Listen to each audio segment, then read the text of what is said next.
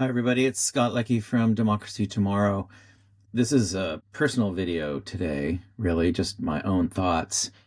I have worked my entire adult life for the betterment of human rights across the world. I've worked in more than 80 countries. I have worked many 100-hour work weeks in disaster zones and war zones and in slums and in Geneva offices and New York offices and you name it, in Asia and Africa and Latin America, Europe, North America, Australia, Oceania, the Pacific. I've been to all those places and worked on human rights issues far and wide. So, what do you see when you're a human rights activist, human rights advocate, human rights expert when you visit these places? You see both the worst of what humanity has to offer and correspondingly the best. Far more frequently, you see the best than the worst. Fortunately, human rights violations, although they occur everywhere, and in some places with increasing ferocity, and seemingly never end, it's probably the only career one could ever have if they wanted to never be out of a job because of the lack of work to do, as we always joked in our human rights circles, because unfortunately, compliance with human rights remains all too imperfect. So many people ask me how I remain hopeful, how I can continue to pursue the impossible dream and try to make it possible, that dream of a unified humanity, that dream of universal enjoyment of human rights, that dream of a world without violence, without autocracy, without authoritarianism, without dictatorships, without racism, without fascism, without inequality, without oligarchy, without climate destruction, without nuclear weapon annihilation hanging over all of our heads 24/7, as it has for decades now, without the destruction of the land base and the soil base of the planet, without sexism, and really, in the end, without the us versus them perspective that so many people across the world continue to have. How do I remain hopeful? Why did I call one of my books There Is No Them? Well, all I can say is the overwhelming human interactions I have had all across the planet, on every continent, for decades and decades of my life, the overwhelming majority, as in 999 out of 1,000, have been positive, have involved kindness, mutual respect, and almost always laughter, good humor, good vibes. Every so often, a complete and utter expletive deleted type of person will emerge.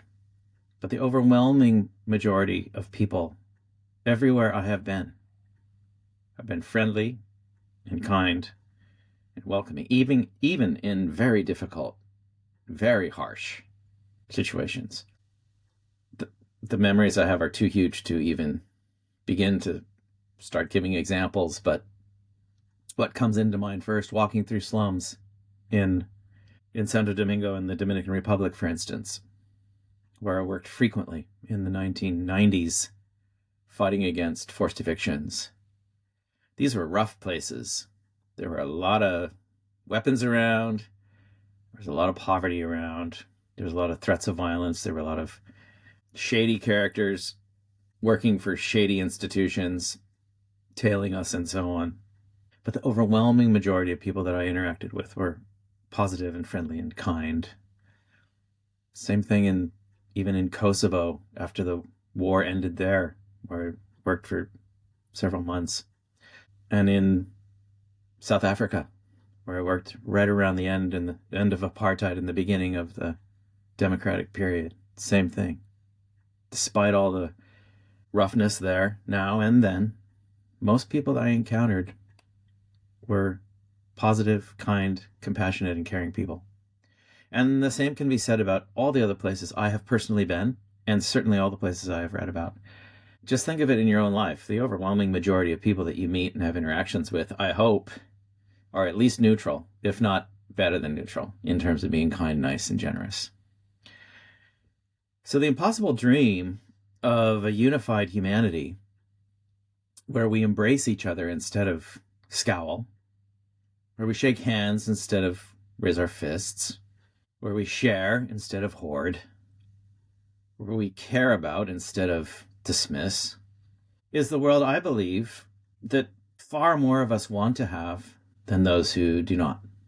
That impossible dream that has been spoken about for millennia now, of a world of world citizens of equal legal status, living in harmony on this one earth that we somehow happen to be born on, and we somehow happen to be beneficiaries of, the only place we know about in the entire universe of more than 2 trillion galaxies where life exists and life flourishes. We have made so much progress as the human race over time. Yes, we have. There's no doubt about it.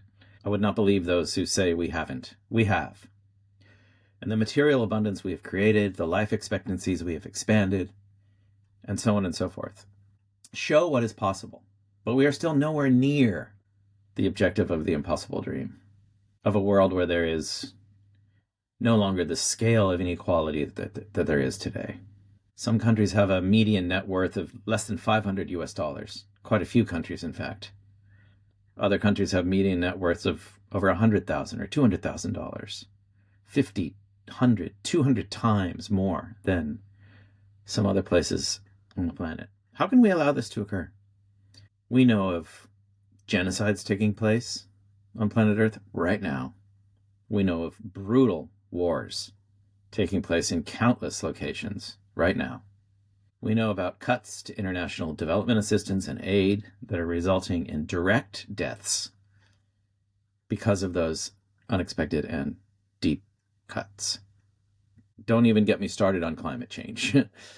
Global temperatures have continued to go up month after month for years now, and they do not look like they're reversing anytime soon. The scale of the number of problems confronting the human race are inestimable. They're huge.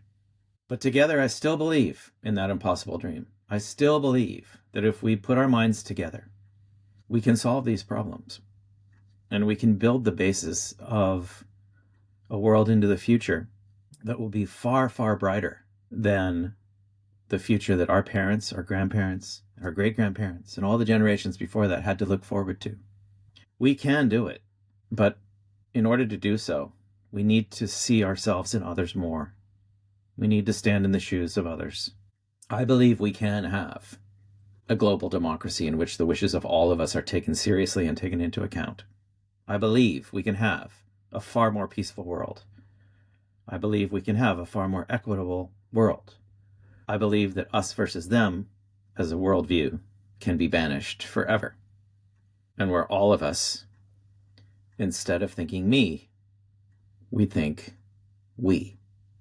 And if all 8.2 billion of us can transcend our differences, can transcend our very own nationalities, our histories, our cultures, our religions, all these things, not let them go, not pretend that they're not there or quash them, just transcend them, and see that above all of those things hangs our shared humanity, we might just have a chance. I have to be perfectly honest when I say the following. In all of my years of international engagement across the world, in all sorts of settings, with all sorts of different types of people, I have never, ever in my life heard more discussion about the extinction of the human race, the end of civilization, and so on and so forth, all these negative dystopian futures than I have now. Are we really going to allow that to happen? Are we really going to say that it was just a little short-lived experiment and that was that? I really believe that is not the future that we want to have. I really believe that most of us know in our heart of hearts that things can get immensely better. And yes, we face extraordinary challenges, perhaps more daunting than we have faced ever. But at the same time, the potential to overcome them has also never been greater. I don't have all the answers. No one has all the answers. I probably have very few answers. You have your own answers, I'm sure. All of us have our own. But if we put them all together into a grab bag and have vigorous discussion and debate about what works, what should be tried, what shouldn't be tried, what's acceptable, what's not, we can find a way forward. I really believe it.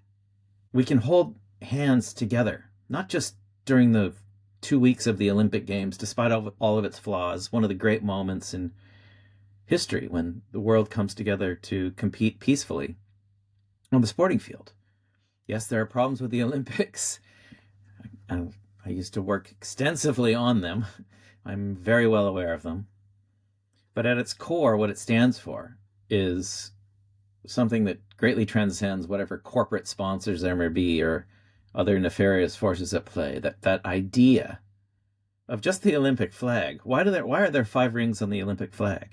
Most people don't know the answer to that question, I think. The colors of the Olympic flag rings, each one of those colors appears in at least one national flag. That's cool. It's a flag of unity. It's a flag that reflects all of the human race. It doesn't mean you have to give up what you are to become a world citizen. You can be a New Zealander and be a world citizen at the same time. You can be a Chinese citizen and be a world citizen at the same time. You can be a Russian citizen. You can be a Sudanese citizen. You can be anything. We all contain multitudes, as Walt Whitman so famously said. Multitudes upon multitudes of identities. With my impossible dream idea, our impossible dream idea, we're just adding yet one more layer. That idea that we can all share the same citizenship, as hard as it may be to reach that point. And there are reasons galore why it has not yet occurred since its first formulation, well before the birth of Christ and Buddha and others. Thousands of years old, this idea is. I'm still going to keep believing in it, despite all the reasons not to. I hope you'll consider pondering that idea also, and that together we can forge what we need, which is a brighter future, not a dismal one. Maybe it won't be utopia, but it certainly shouldn't be dystopia. I think most of us, if not all of us in our heart of hearts, want a more peaceful world, want a more fair world, want a better world for ourselves, our children, our community, our families, our nations, our regions, and our world. If enough of us want it, enough of us dedicate our lives to it, hopefully that's what will come about.